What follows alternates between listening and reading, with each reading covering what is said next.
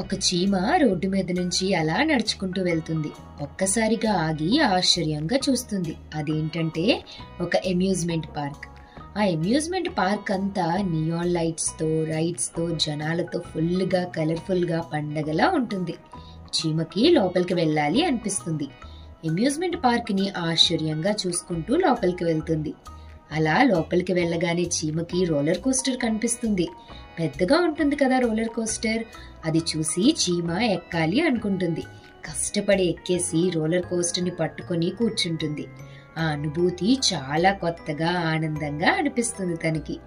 అలా ముందుకు వెళ్తే చీమకి ఒక పాప కాటన్ క్యాండీ పట్టుకొని కనిపిస్తుంది.